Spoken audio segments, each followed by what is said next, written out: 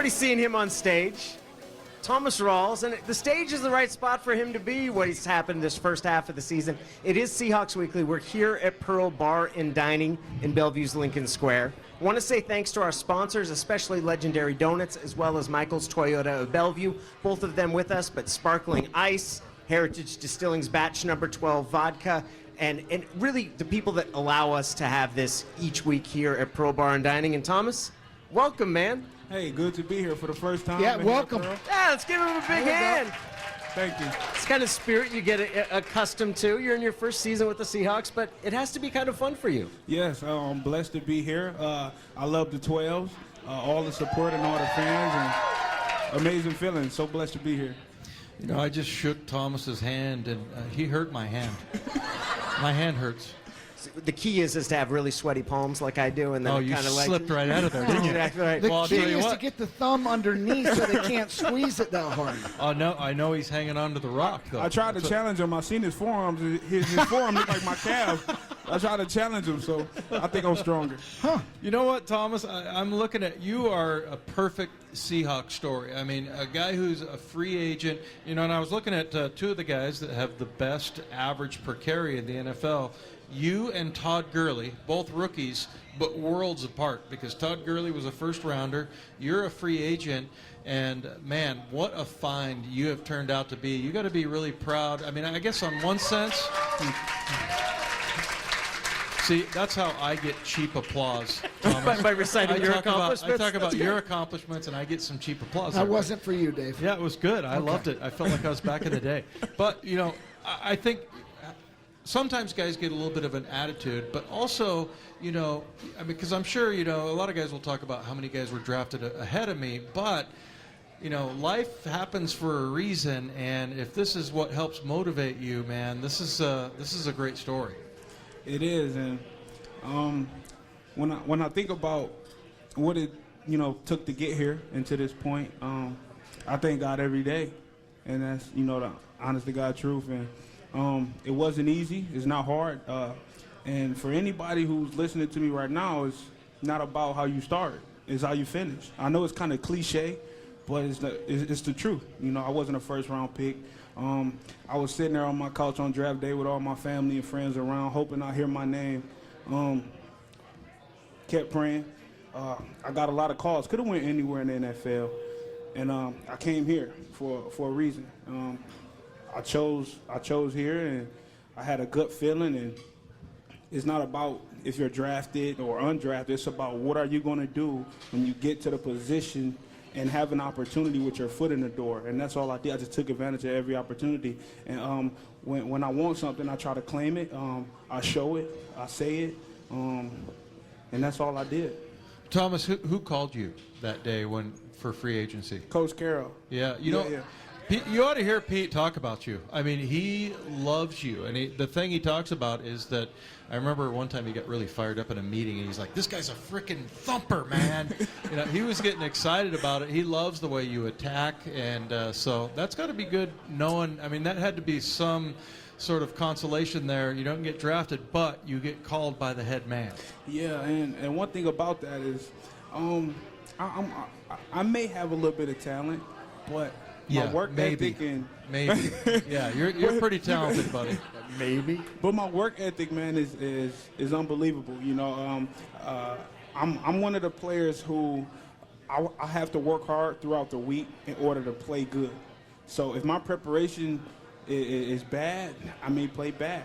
If my preparation is good, I'm going to play good. And that's one thing I pride myself on and in is, you know, preparation, because the way you prepare is how you're going to play. So if I'm out there thumping guys in practice, my own teammates, then I'm going to try my best to do it in the game, and it just carry over to the game. You've been successful everywhere you've been. High school, nicknamed the Train. You go on in college, a great career. Mm-hmm. This may take me a little longer than I want to ask this question, but I was a free agent, so I appreciate that. And I was an MVP of the East-West Shrine game, and I'm watching the draft, scratching my head the whole time going, what's going on here? And by the way, you're my favorite player. Thank you. And I'm going to say favorite new player. Favorite new player, because there's other guys. And this is good too. Dave and I are watching during preseason, and we both look at each other and go, wow, not only does he have skill, there's something special about this kid, and there's that, not just the want to, right? It's the no way am I being denied on this. It's more than a chip. And you're from Flint, Michigan. I played with some guys who went from Flint. There's some great players that have come from Flint, Michigan. Yes, it is. Just talk about that. Talk about what's in that heart, and is that some of that come from Flint, Michigan as well? Kind of put me on the spot right now. Yeah. I get very emotional when I talk about stuff like that. Good. But yeah, you know, it's you got to be tough. You got to be uncommon. You got to be relentless. And when you have something, you got to claim it.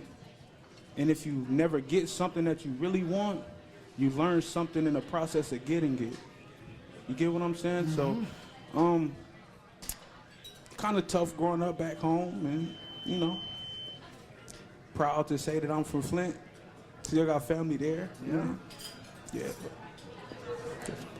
Well, we're proud of you. We're proud pretty of you. awesome. I'll tell you what, man. You know what? Represented well. It takes that kind of passion to play football. I mean, I think more than any other sport, the passion you're showing us, Thomas, I mean, that is something that flows over onto the field, and that's why I think I know as ex-players, we're always, it's tough to criticize guys for having outbursts on the field because, man, it's like a bar brawl out there, right? First of all, and then secondly, that it takes a lot of what you got to play that game. But tell us about specifically the one run I want to hear about is that one in Cincinnati, that touchdown. Take us through that. And, getting downfield. Now, here's the thing I said about you. I said, okay, he likes to punish defensive backs, but it's going to be putting that move on that last defensive back that's going to get him there. And then, you know what, you're only 4 or 5 games into it at that point, and you did that.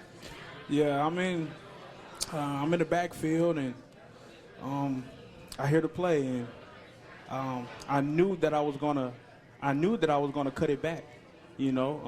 From great communication from offensive linemen in the huddle, and those guys up front, they did a great job blocking. And when I cut it back, I seen Jermaine Kearse over there, and I seen him trying to block the defensive back. And after I cut it back, I went towards him. I tried to set up the defensive back to make him think I was going outside, and I just cut it back in. And I can tell you, one thing I'm proud of myself as far as my ability of playing football is how explosive I can be just off the first step. So soon I went out and cut it back in, I said it's off to the races. And if they get me, they're gonna have to do something special to try to get me, because if they try to arm tackle me, then I'm not going to go down. But it was an amazing play. Yeah. We're talking with Thomas Rawls here at Seahawks Weekly, and I'm going to pick a different run because I think my favorite run that you've had this year, it was an 8-yard gain, and it was against Carolina, and it was your only run you had there, but it was the way you finished it. Mm-hmm. Oh, yeah. Like I tell you, it's not about how you start. And I didn't care who was going to tackle me. It was a big dude. I mean, it was a big boy. Oh, yeah. Oh, yeah. Oh, yeah. He was number 58. Oh, yeah. Oh, yeah. And you know what? I told my coach, I went to the sideline. I said, Coach, I wish I should have ate breakfast this morning. I would have got him a little more. Wait, you're skipping breakfast? No, I should have ate a little more breakfast. Oh, there you go. A little more bacon for you. I eat light before games, man. I do eat light before games, but I got that handoff, I bounced it, and I knew he was a sideline-to-sideline runner because, just from watching film on him, and he's a good linebacker. That's a guy that I grew up watching also, so it's kind of crazy. And he must have thought I was going to run out of bounds, but no, I'm not. I'm going to try to deliver a hit the same way you try to deliver a hit on me, so. There's another guy on this team that does something similar, and Marshawn Lynch would prefer to take a hit than go out of bounds. Yeah. How big is that to how you like to play the position, kind of embracing that contact? It is, and that's one reason why I run the way I do too, because I'm not about to go to the sideline of Marshawn, start yelling at me, telling me to lower your shoulder, run him over, be a dog, be a savage out there. But great mentor. I mean, that man has took me under his wing since I got in here, and it's just been off to the races after that. I aged myself a little bit. Sherman Smith, my rookie year, I played with, and speaking of phenomenal mentors, I mean, he's looking at you going, "Damn, he's old." Yeah. Well, he is. He did. I think what he said was, "You don't look that old." So I appreciate that, Thomas. You're a good man. talk about that, because he is truly, I didn't get to play with him long because he was at the end of his career, but I remember what I remember about him and just character and just what a phenomenal man he is. But talk about him as a coach and what type of mentor is he for you? Well, first of all, I want to say he gives so much knowledge to his players. Before he even get to the X's and O's, he always hit us with a story from his experience or something. It could be something, a verse out the Bible, and just have us just start thinking about so much stuff. But even as a coach, he just let us be men. He treat us like men. He's not like the real rough coach who want to yell at you and stuff like that. He just let you be, and he got so much trust in us, and he's a great man, a great mentor, and I'm proud to say that I'm playing under Coach Sherman Smith.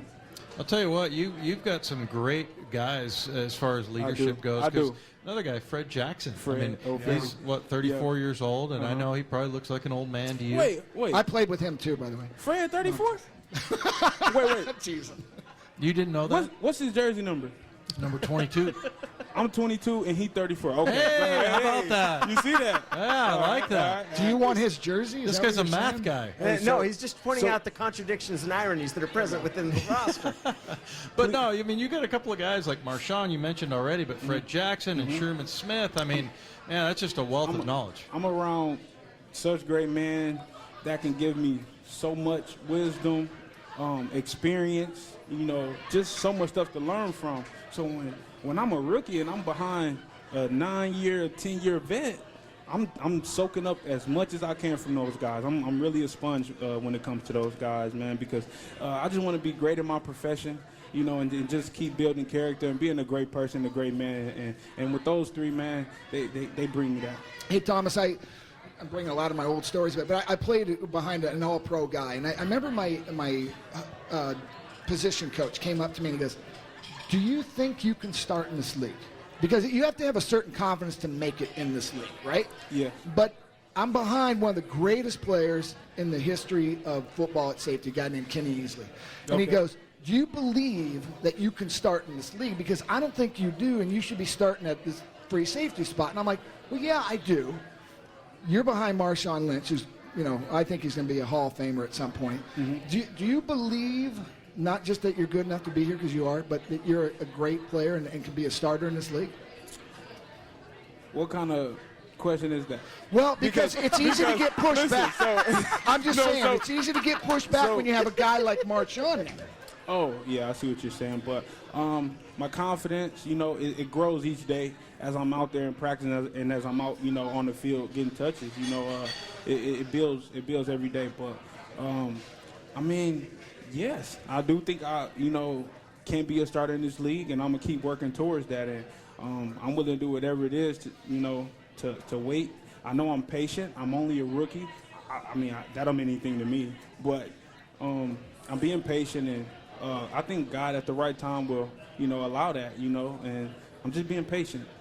You know what? I work with this guy all the time, and I'm going to ask him in that same tempo and tone from now on. What kind of question is that? I really like that. That was good. And it was a great response. No, I would lose so much respect from these fans if I would have said, no, I don't think I could be a starter in this league. They'd be like, uh-oh. And great response, by the way. Keeping it real, though. You can get caught up with. Did he just say keeping it real again? Yeah, I did. We're keeping it real here, Seahawks Weekly. Look, our producer says keep it real. Wait, so you're saying because I'm behind Marshawn? Is that why? Well, it's just when you get someone who's in that limelight, and you can become that. Sometimes you go, "Oh, that's the guy," and you are. By the way, you are. Oh, yeah, we all believe that. Yeah. Oh no, and that's one thing that I do know. I know my role, and I know that Marshawn is the guy, and I respect that more than he probably even know. But why should that hinder me or stop me from, setting a standard for myself and, hopefully gradually climbing that ladder to, get to, where he at and where he is, and where he's been. It's pretty cool to hear. Thomas Rawls is with us here. From the heart, and Thomas, you play for a coach in Pete Carroll who the first thing he said when he got here was he wanted a running game, but he wanted a physical running game. Mm-hmm. When he made his pitch to you, was part of what he was talking about that kind of hardball attitude and the way he wanted to run and how he saw you fitting? It was. And, he told me I got a chance, to come here. He said, I'm not going to promise you anything. I'm not going to lie to you. I'm going to be honest with you. He said, you come here, you work hard, you outcompete guys, you can make this team. But Coach Carroll didn't know me. He knew of me, but I live for competing. I like the struggle. That's all I ever known. So I love the struggle. I love the adversity. I love proving people wrong. I love proving myself right. It's just a mixture of things inside me. I mean, it's like where everything I've been through, I feel like I'm unstoppable. I feel so powerful, and I don't need football to determine anything like that. Thomas, I was listening to Earl Thomas today, and I got a feeling that I know the answer to this question, but Earl was asked today, if you weren't playing football, what would you be doing? What would I be doing? All right, now listen. Do you know what Earl said, first of all? What's that? He said, I'd be playing football. Well, that's my answer. Because, there you go. That's what I was looking for. Football helped me, make it, to college and finish college in 3 years. I graduated as a junior, major in communication and broadcasting. So I like doing this right now, by the way, guys. Yeah, you're doing major. I'm getting a nice, nice We're a little worried about how good you are at it. Good thing you're going to be occupied being a running back. Otherwise, you're not going to take our jobs yet. Yeah, but I think I would probably be a writer for a journal or something. I like writing. Yeah. I think I'm good at a few things, but I'm so young. It may switch. I mean, I'm just going with the flow as of right now. I'm just being blessed and taking back every opportunity. But after this game, man, I'm pretty sure I'm gonna be okay. Thomas, let me give you some advice, okay? Because my mom told me to do this when I entered the NFL. Mm-hmm. Keep a journal, okay? Mm-hmm. And write down all of the crazy, stupid, funny things you hear in the locker room. Because, Danny, you're in there every once in a while. And Paul, you and I have both been in locker rooms for a long time. You hear some of the fun. Football players are crazy, right? We are. Yeah, and so because of that, you hear some of the funniest stuff. So I would recommend, if you want to be a writer especially, but keep a journal of everything that everyone says, and not to make like a tell-all book, but just some of the funniest stuff you ever hear is in that locker room. Right okay, there. I will. And find a girl who can cook. And what other advice can we give them? You guys got anything for them? Because I like to eat. I love to eat. Well, you came here a little bit early. What did you get to eat here tonight? Was it good? Sable fish. The sable fish with the nice sauce. They had about 3 or 4 different sauces in there. It was amazing. Yeah. What's Flint? What's your favorite? Does Flint got something that you said? Right, when you come here, I've got to eat that. Soul food. Yeah. Yep. Chicken, macaroni, mashed potatoes, greens, yams, all type of desserts. I'm talking about banana pudding. I'm talking about everything. Big smile on his face, by the way, for those who aren't here. I'd be a really fat dude if I lived in Flint. You would be. That was unkind. Paul's been on him today. But Dave, you look good, man. I appreciate you, Thomas. Yeah, don't listen to this. I know him. I know. I see you over there hating on him, Paul. Come on, don't hate on him. He's practically senile. You have no idea. He's like 69 years old. Yeah, so. It is Seahawks Weekly here. Just a couple more minutes with Thomas Rawls. What's the adjustment been like? You're out of the college environment. You're here. You're done with training camp, so you're kind of living on your. What's it like being an NFL player? Well, okay, I'm done with school, so that headache is over. Yes. So it's an amazing feeling. I mean, I get to do something that I love doing, and then also I get paid to do it. I don't do it for the money, but it is a bonus. But I love the game. I play it with a passion, and I'm just living, man, and I'm taking advantage of it. I just feel like I'm playing, I feel like I'm here. I don't want to say I don't supposed to be here, but I have nothing to worry about, So I'm just really just letting my days go and just putting everything into it, man. But it's an amazing feeling, being here in the NFL. It is. Who's your best friend on the team? Who do you hang out with? Don't say that. Okay, so don't say it. I like all my teammates. No, but who do you hang out with the most? How's that? Come on now. Okay. Frank Clark, that's like my brother. This? Frank okay, Clark is like my brother. Frank Yeah. Clark, we both went to Michigan, and We spend time together. We done been through it all together. So I would really have to say Frank. But it's a lot of other guys on the team that I'm very close with. Sure. And what are you, a 13-year-old girl? No.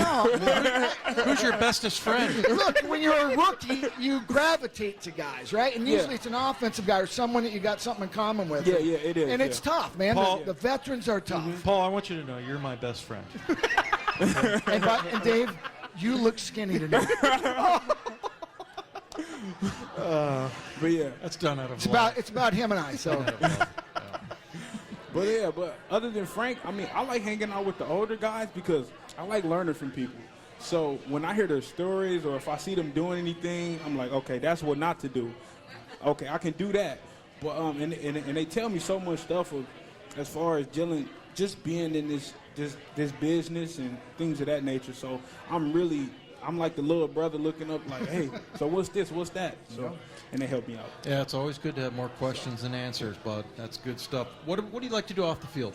Off the field, Sounds like eat. I'm really how about Monday night? Monday night, what do you like to do? Monday night.